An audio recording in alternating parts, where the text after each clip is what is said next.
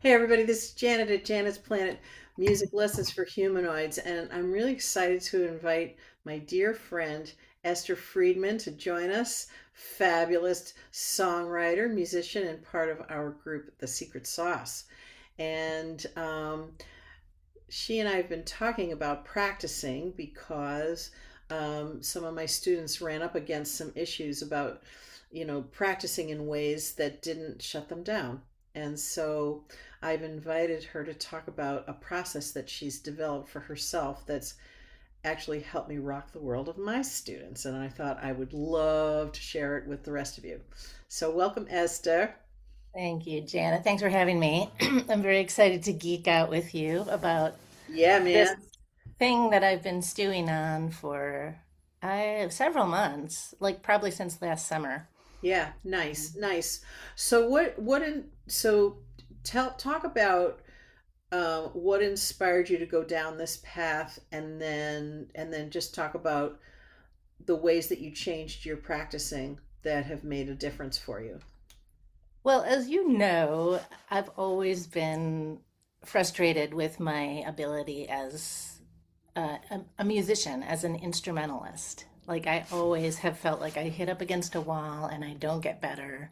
I can, I can get to a certain level and I can't seem to get past it. And there are certain things that have always been difficult for me.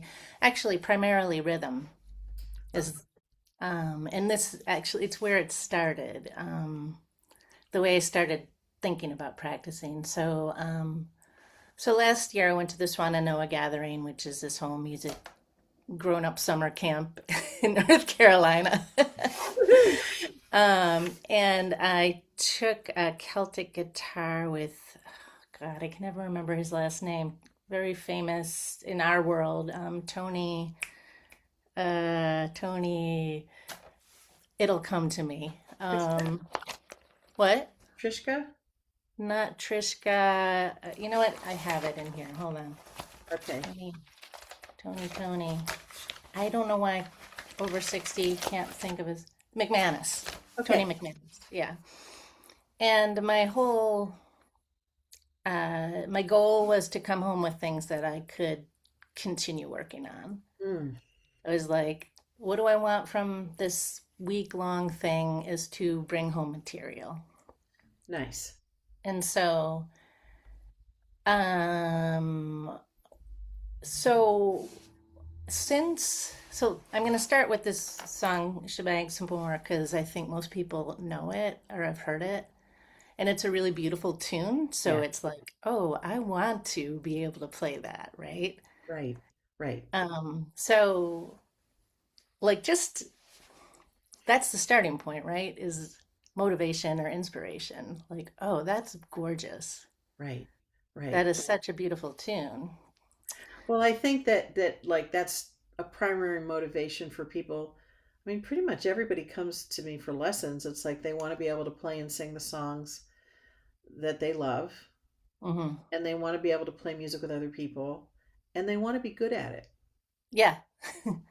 But Right. it starts with, "Oh, that's a really beautiful song. I really want to be able to play that."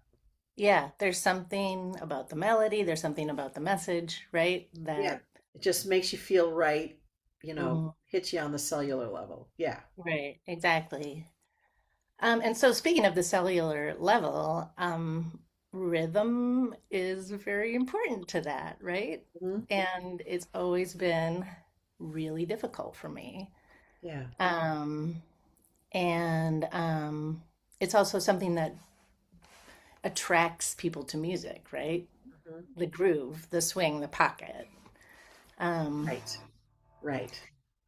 So I started developing this thing that I call either bones play or bones practice or boiling it down to the studs. It's Yeah. like, okay, what's the most fundamental piece of this tune that I can start to understand? Yeah. And you can start anywhere with that. But I was like, what's happening on the one? Wow. So this song, Shabag Shamor, if I'm saying it correctly, is in 3/4. Hmm. So you're going to want to know, obviously, the time signature. Hmm. You're going to want to know the key, which is D. Hmm. And so first thing I did was, okay, I'm going to focus on the first beat of every measure. All right. So what does that sound like with So Shabag Shamor? um, I'm going to try to kind of hum it along so you can hear, you Great, know. great. Da na na na na na na na na na na na na da da da da da da da da da da da.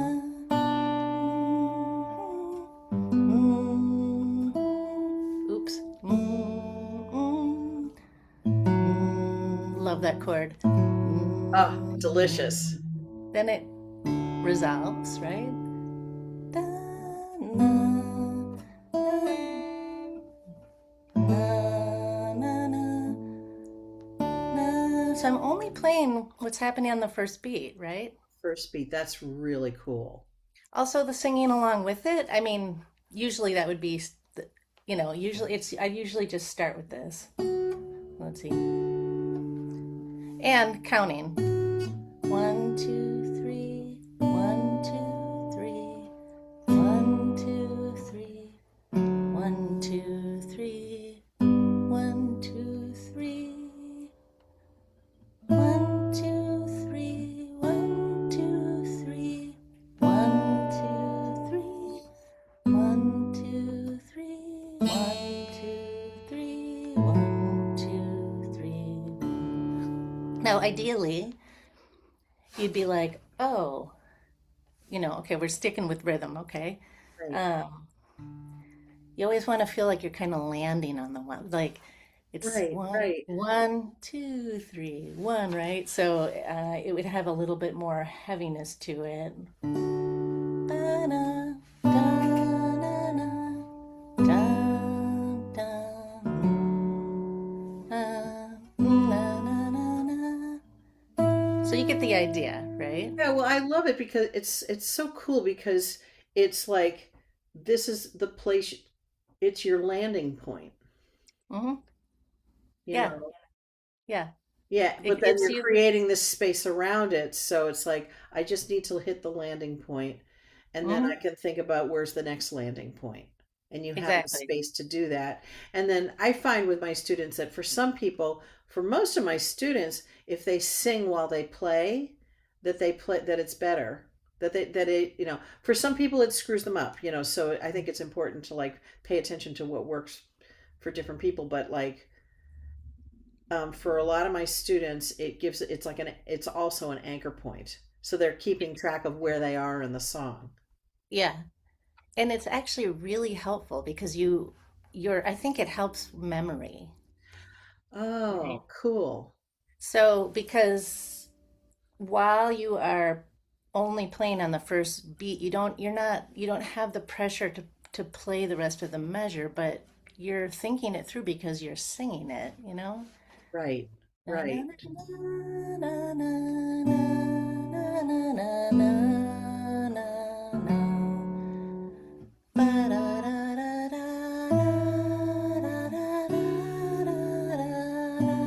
And you're going, what are the parts that are really getting me? Da, na, na, na, na. Oh, that's so pretty. Then I get to land, then I Yeah, get to resolve it. Like, so right, right. it's like a meditation, honestly. Hmm. You Hmm. know, you're inside the song in a way that, maybe more if you're just playing through the chords and singing over and over again, you're not as inside the song, you Right, know? right. Yeah. Um, okay, so there's that. I'm trying to decide which. So then, okay, let's say I'm gonna now only play the bass notes. Oh, cool. All right?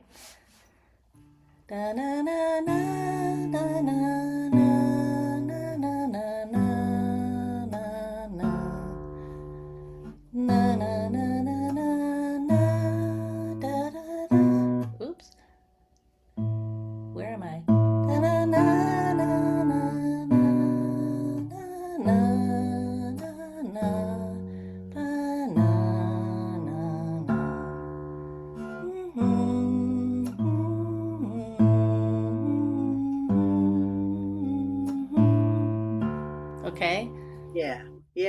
That's cool, and that's just another point of bare bones, right? Right. And also, I just want to point out too, like as just part of a normal practice process, you made some mistakes in there, and that's like, oh, of course. Yeah. That's what happens when you're practicing is you make mistakes, and then it Yeah. gives you information about like, oh, this is a part I can review later. Well, the other thing is, Janet, this is something I came to through this process. Those those little blips, they become kind of gold. Like if you go, why is that hard? Like this actually, this little thing that I love so much, it was really, I kept screwing it up and it was like, why is that hard? And then I started to adjust physically. Then I got, I bought myself actually one of the classic. I'm using this little classical guitar stool that lifts your Nice. you put your foot up on it because I'm like, well, I need to make this more accessible to my left hand. That's the problem. So if you hit a point where you're like, why do I keep screwing that up? There's something to be learned there. I love that. I just love that. In fact, I just went through that process yesterday because I'm learning this song that my friend Crow wrote that there's a couple of sections that are kicking my ass. I love this song. I have loved this song for, almost 40 years, right? Mm-hmm. And the thing is there's a chord shape she uses in the song that's not I don't have a huge amount of muscle memory for this chord shape. Mm-hmm. And so what I realized is like if I want to hit it on beat, if because my hand is in this is in this shape where Mm-hmm. my fingers 3 and 4 are on the strings I hit first. Yeah, So it's a weird as I shape. was right, so I'm putting these fingers on first, and I had been putting these fingers on first. Hmm. Yeah. So you figured out this is the thing. It becomes a real personal tweak. Like how can I make this work for me? I Yeah, know you have pretty small hands, so you have to go like, okay, how do I position myself physically so that my hands are going to reach that weird shape? yeah, And and it's one of them is actually exactly what you did is using the guitar strap versus a stool. I keep my guitar neck angled up like yeah, that because it's actually easier on the wrist, and it just makes it easier for my fingers to do what they do. And then looking for workarounds like I have short stubby thumbs, so I'm not going to be able to do a thumb over chord. Like, yeah. oh I've got this automatic thing on, so if I put my thumb up, it Thank you, Zoom.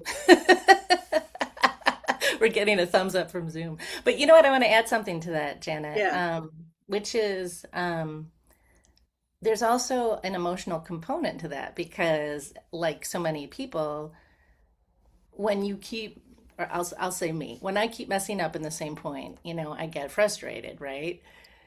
And what I've learned is what happens when you get frustrated is you slow down. right.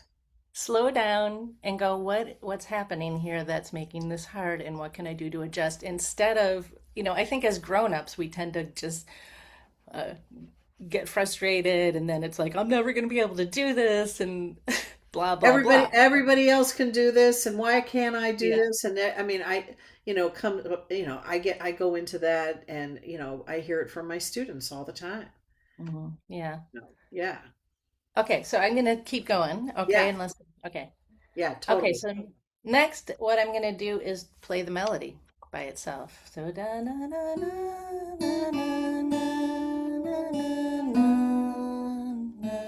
na da da da da da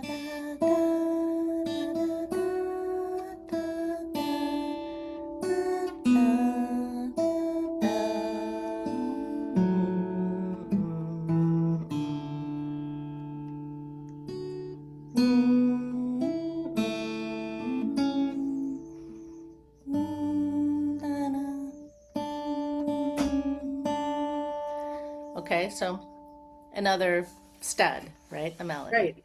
Right. Um, then hold on, let me look at my little list here. We did so okay, so this is also helpful. Like what's happening?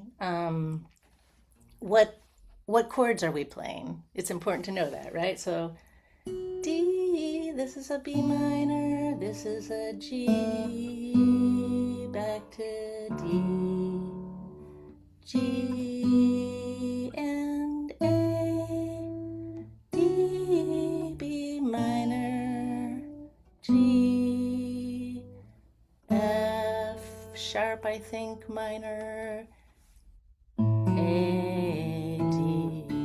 Okay, so again, Oh, I another, love that. yeah, another stud, right? Yeah. Like you're boiling Yeah. down. Right. So you're just coming at it from all these different angles and exploring the most basic element, Mm-hmm.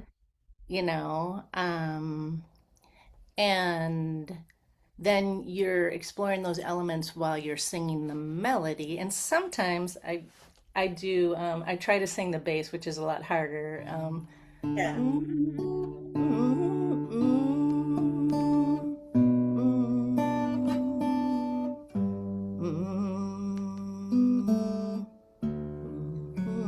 So I'm not going to go through that whole thing because it's it's stumbly, but it's just a way of again being inside the song, Yeah, and I right? like actually I'm glad you did it with the stumblies because it's like I could hear you like you heard the note and then you found it in your voice. And Yeah, I think that's probably helpful too, don't you think? absolutely. You know, you start learning how to hear harmonies that way, right? Right. And Right. and it can be stumbly because you know you're just doing it for the learning. You're not gonna, Right. The stumblies are part of the learning. right? A critical part, really. Yeah. Most likely you're not gonna be performing a song and singing the bass line, you know? It's, Right. But it's interesting that you say that about finding harmonies because for me as a singer, the lower harmony is what, like, I mean, I love singing. I mean, I'm a harmony junkie in general, and upper harmony, lower harmony, whatever, I'm happy. But the, yeah. the place where I'm happiest is finding the lower harmony because it's harder to find I find it harder to find the Mhm. lower pitches. Um, and when I do, there's something particularly delicious about it for me. Yeah. Yeah. Yeah. Yeah, and if you're doing this exercise, you're training your ear to listen for that lower harmony. I always find it harder to pick out the lower harmony. Yeah. Yeah. Um, Yeah. so, Yeah. It's definitely, I mean, I think we're not alone in that. I think it's for a lot of us at least, maybe everyone. I don't really know, but mhm. to find to find the third above is easier. Yeah. And you know, that's interesting for me because I've always been able to hear harmonies. I mean, I thought thought everyone did. Right. Come to learn later in life that's not true, but it's always the higher harmony. I don't hear the lower harmonies organically like that, you Right. know. Right. Um, Right. Well, that's interesting because I used to listen to harmonies, on records as a kid, mhm.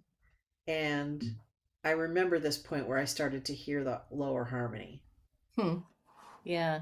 Like with the Beatles or Peter, Paul and Mary, Yeah. and then later on, listening to Crosby, Stills and Nash and just trying to Right. pick out, you know, it's usually Stephen Stills at the bottom, like trying to pick out his part, you know, Yeah.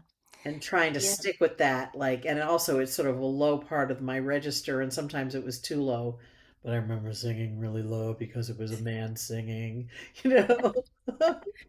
Yeah. So really what we're talking about here is just we're playing. It's joyful.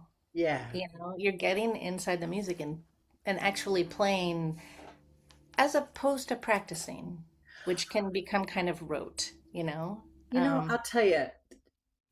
recently, a couple of years ago, I started referring to it as repetitive in uh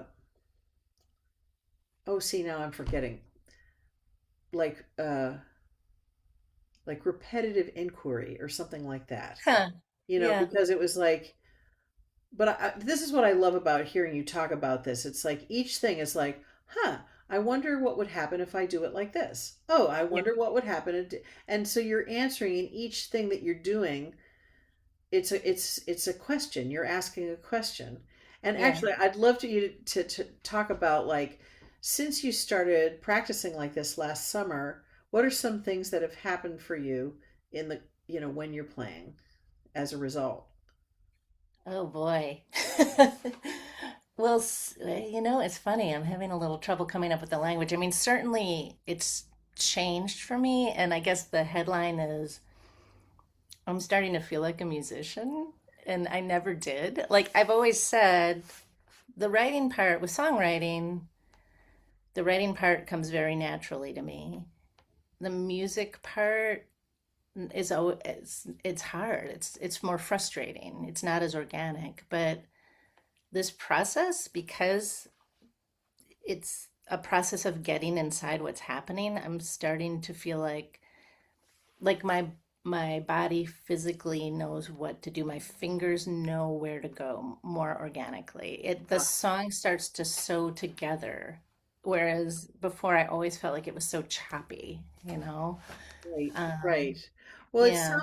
sounds like there's this really beautiful um, evolution of, like, in going back to the basics, in sort of paring it down and asking Hmm. those questions. First of all, like, oh, what happens if I examine just this or just that? And Hmm. also, why is that tripping me up? Yeah. And having Yeah. that then inform how you practice it, that it's nurtured your sense of confidence in yourself as an artist, Hmm. and as a result of you seeing experiencing the physical breakthroughs, Yes. but Both. also having a sense of uh, confidence in your ability to navigate your way through the practicing. Yeah, because first of all, you're internalizing it. When I say you're internalizing, that's both mental and physical. Hmm. Like your cells are starting to go, oh yeah, I know how to do this, right? It's very Yes. intentional. Right.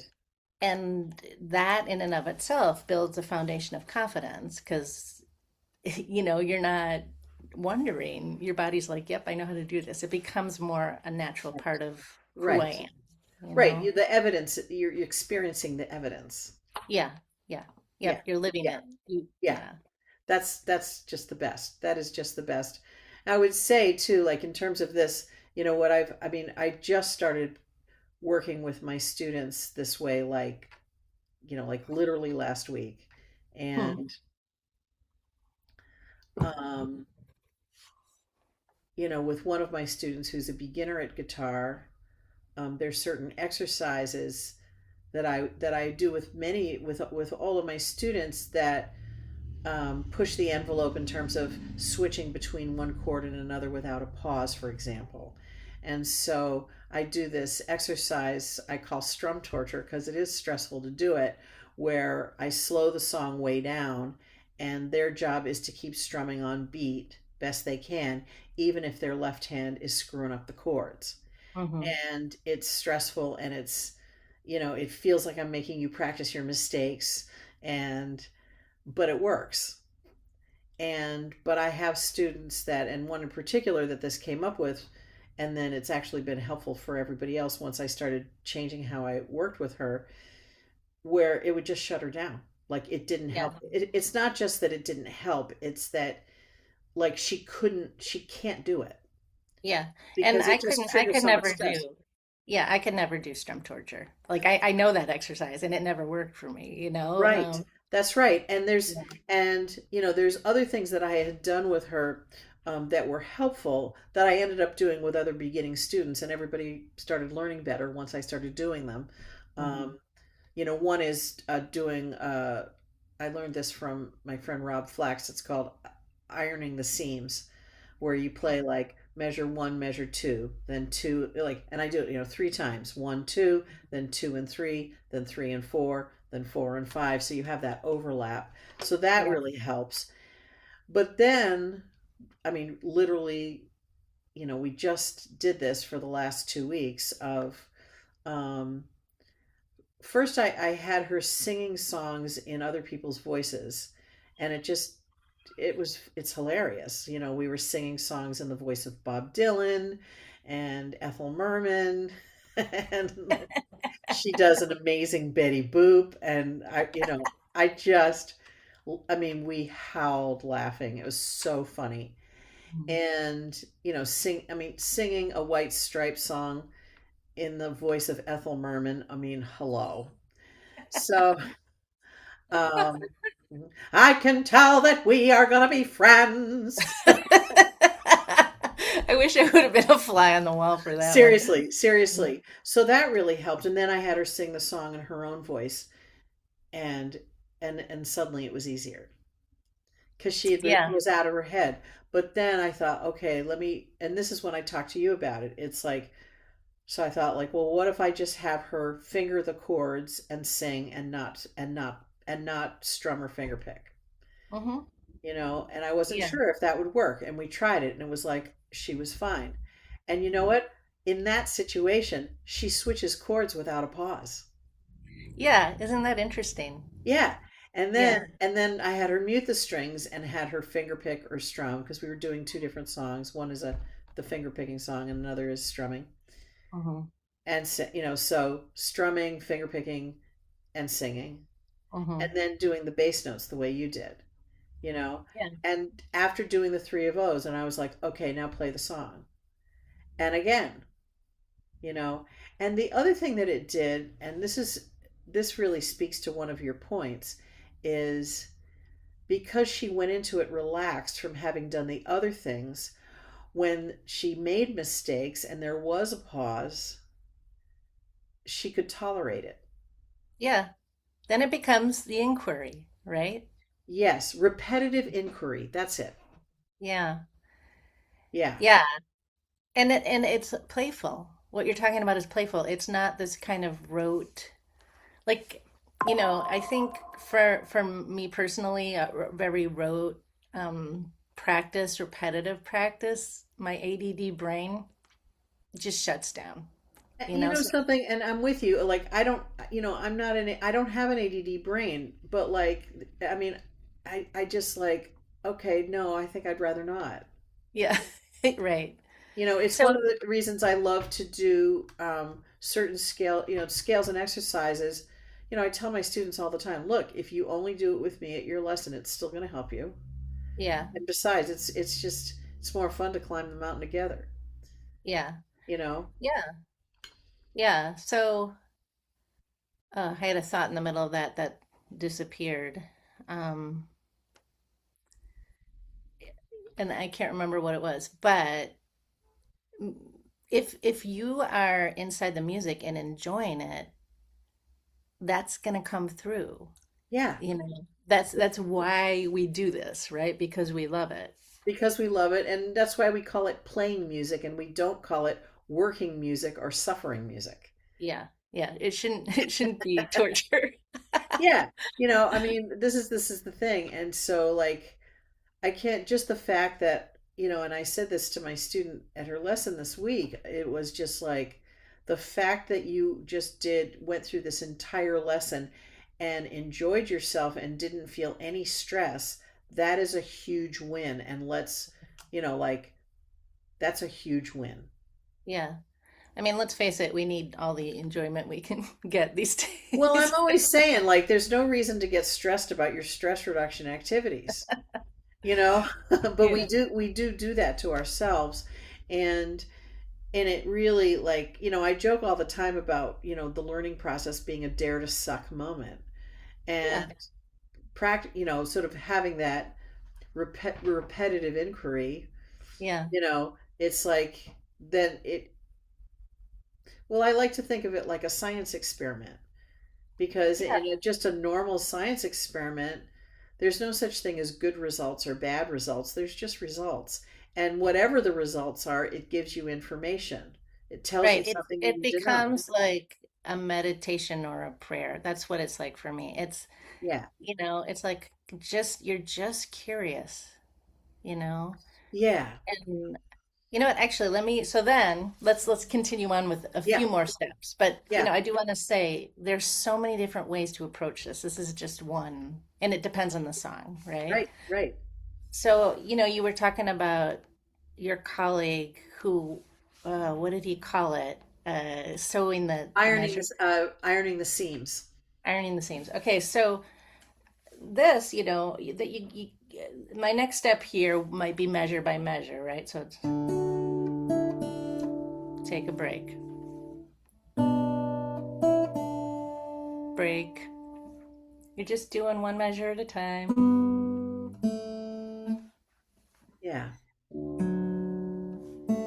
Now, once you go through the measures in that way, you do the ironing the seams exercise, right? Mhm. Two measures together, three measures together. Oh, where do I trip up? Oh, I always trip up here. Why is that? Everything is inquiry. Right. Right. Yeah. Yeah. And what's a good path forward? Like I love looking at like, oh, does this chord and the next chord I'm going to play in this song Yeah. have a finger in common? Yeah. Yeah. Is Yeah. it are any of yeah, I call them anchor fingers. Yeah. Yeah, that's great. I call that phase of it like tying it all together. Oh, I'm gonna only focus on the transitions. Okay, so with this song,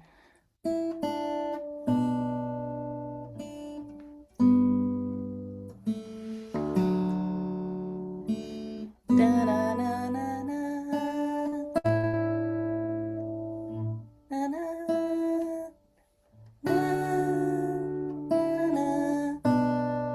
So because of course, you want these two to be sewing together ultimately, Right. you know. Yeah. Yeah. That's so Um, so cool. yeah, so Now you put together like a work almost like a worksheet or a check sheet with all of these things. Will you mhm. share it on your screen, and then Yeah. if it's all right with you, I'd love to attach it to this so that people can download it if they want to. Yeah, sure. I mean, it's specific to this song, but you can take the aspects of it. Yeah. Uh, Hold on, now I'm navigating my screen and it's being annoying. Okay, here we go. And let me get rid of this. Go away. Can you see it? Yes, I can see it. Okay, so just to go through it quickly. I just wrote at the top, boiling the tune down to its bones. Oh, I think this is important. Focus on more on why does this tune work and how does it work than what. Yeah. Let the what grow organically from the whys and the hows. Frame mistakes as opportunities. Why is this tripping me up? Let me figure out a solution. Mhm. And then, here's the song title, the key, the time signature. Play the first beat only while singing the melody. First and third beat while singing the melody. So, obviously some of this I skipped. Bass alone, first beat chord, melody alone. Can I sing the bass too? What are the chords? Just the chords, ma'am. Measure by measure. Psychic playing, you just think it through where you put the instrument down. Oh, and then where's the heart? We this is the heart to me, this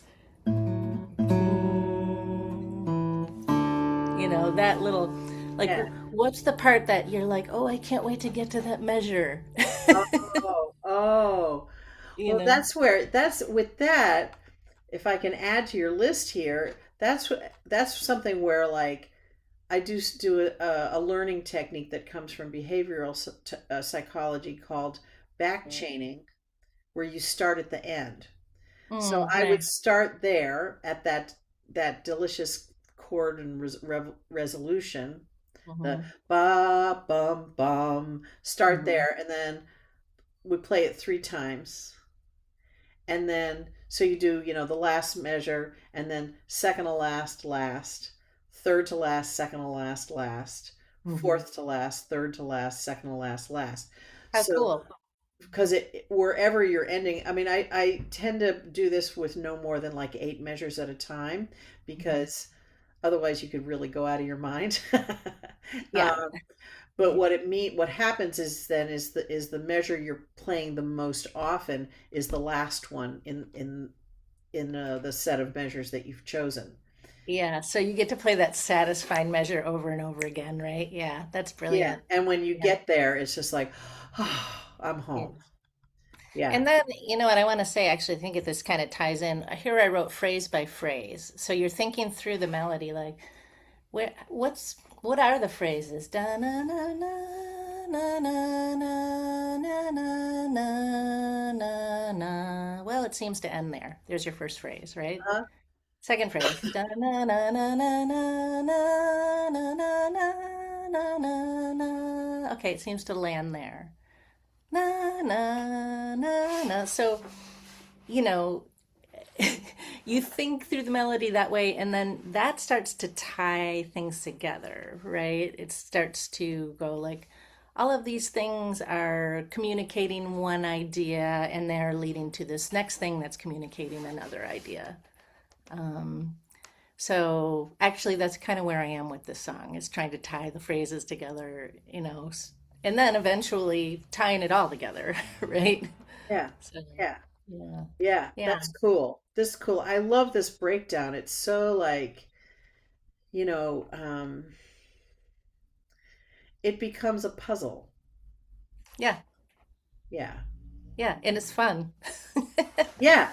Yeah. So, yeah.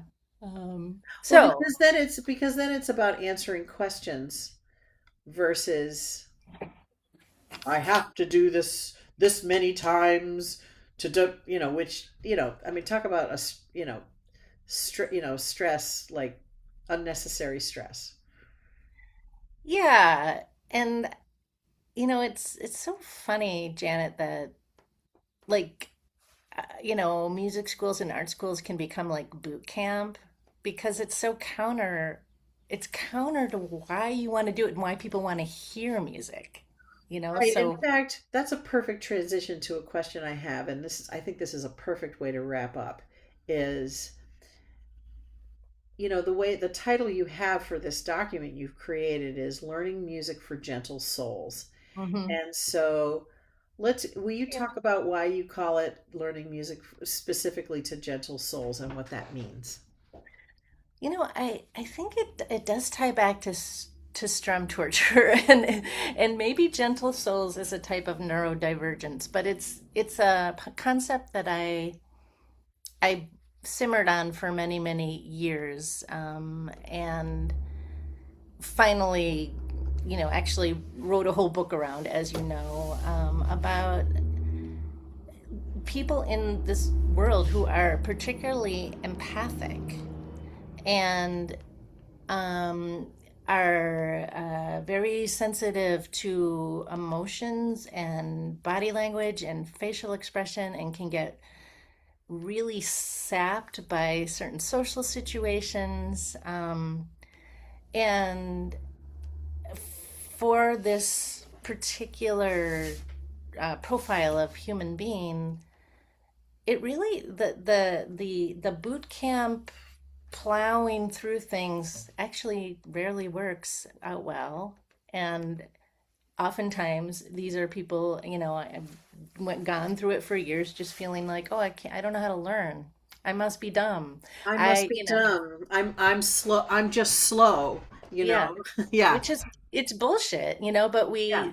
I think, this could be a whole other rabbit hole we fall down, but there's a way in which the gentle souls, are pathologized as, you're too sensitive, you think too much, blah, blah, blah, all that BS. And so we have internalized those messages, and it's like, how about if we don't how about if we reject all that crap and say, you know what, I just learned differently and I need a little more time to process. And I need to actually boil things down to their essential elements so I can understand what's happening here. Because the repetitive practice in and of itself doesn't work unless I'm engaging in an emotional way or a psychological way or a mental way. Yeah, and I think, just because of just in terms of a normal way that our brains function, if we don't understand why we should care, it's Yeah, it's you know, it's like context is everything, yeah. and so whenever I'm teaching anything, I talk about like, okay, let's make this like, you're learning French and you're in Paris and you have to pee and you don't know how to find your hotel and you're hungry. Suddenly the vocabulary becomes really interesting because you need it. Yeah. And you're going to check your dictionary 7 or 8 billion times. And somewhere around the 8 billionth time you check your dictionary, you'll have it memorized in those contexts where you actually need it. Hmm. And Hmm. the other piece here too is this is something I say to my students all the time. It's like the bird, and some of them argue with me, which is very interesting uh, in terms of what that creates in terms of a process of teaching them. Um, I say the burden of the learning is on me. If I'm showing you something or explaining something to you and you don't understand it, it never means that you can't. It only means that I haven't found the right way, the best way for you. Hmm. You know, and and sometimes my students um are like, "No, no, no, it's me. No, no, no. No, no, no." And I'm like, "So just you're wrong. I've been doing this since the 80s." Yeah. And this is one of the many reasons I'm so excited about learning, and I had started to sort of stumble upon this with just the having my student play chords and sing without strumming or finger picking, and then having a conversation with you about this whole process that you've developed for yourself. I mean, I feel like I just discovered a whole new room in my house. But you know It's what? I've been feeling that way too, Janet. Like, oh, how cool is this?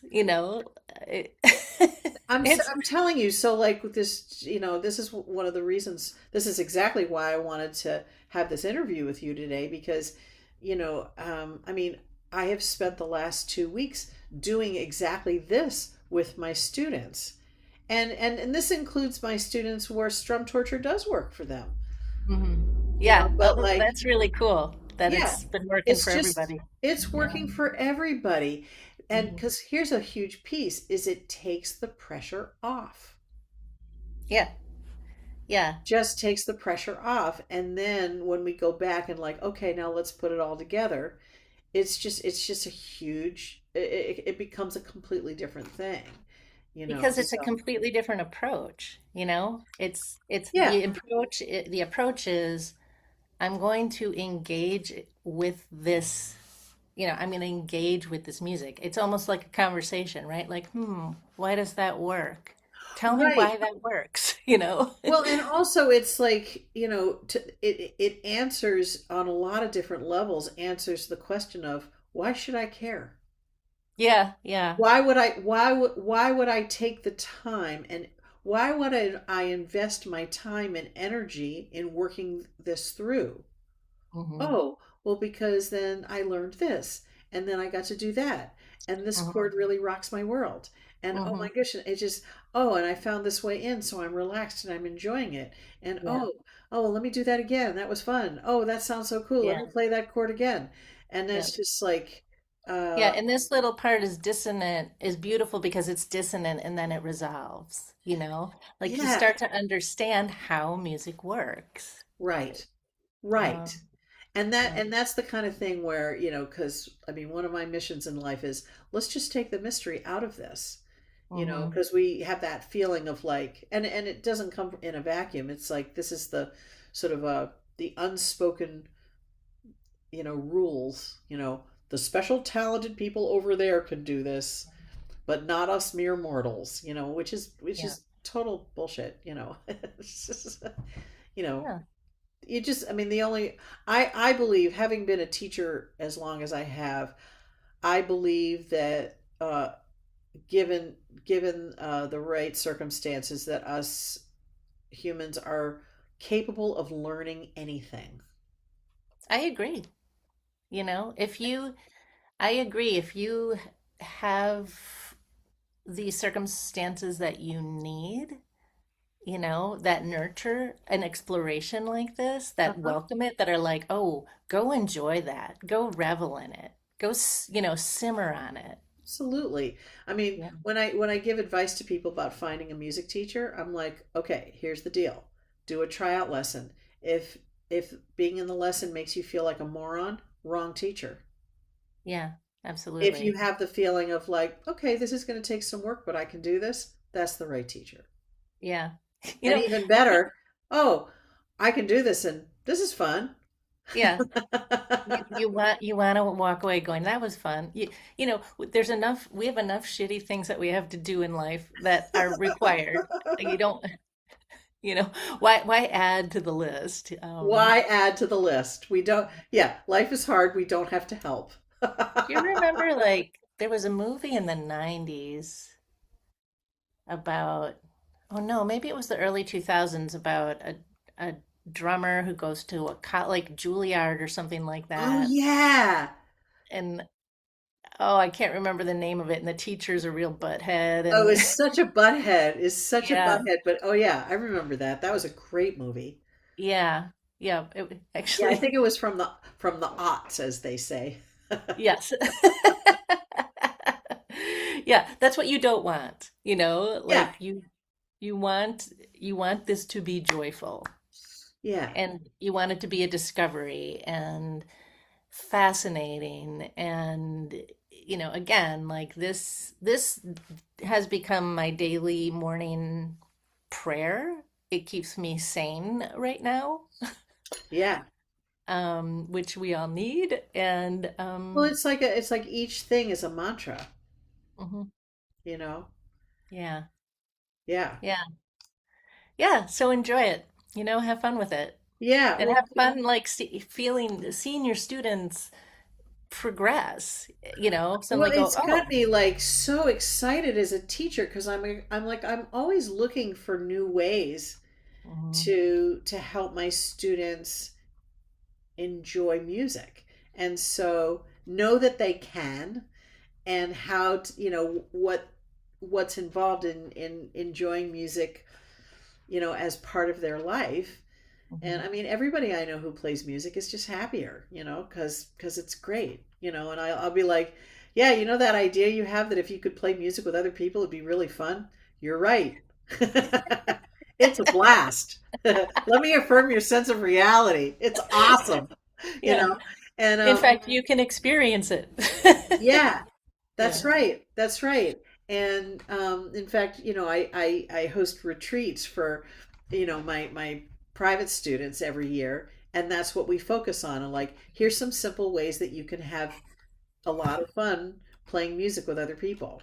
And by the way, this is how me and my band rehearse, you know, and it's Yeah. fun, so anyway, well, Esther, thank you so, so much for taking the time to talk to me about this today and to share your process.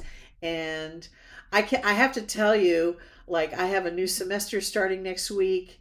Mhm. And then I've got workshops coming up at the Kerrville Folk Festival. I'm like more excited. Like I was already excited about it because it's awesome.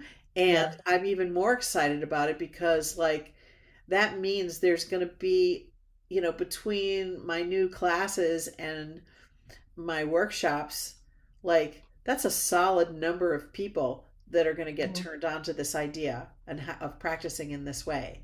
Well, I'm excited. Keep me posted. I want to hear about, Yeah. how it goes. So Yeah.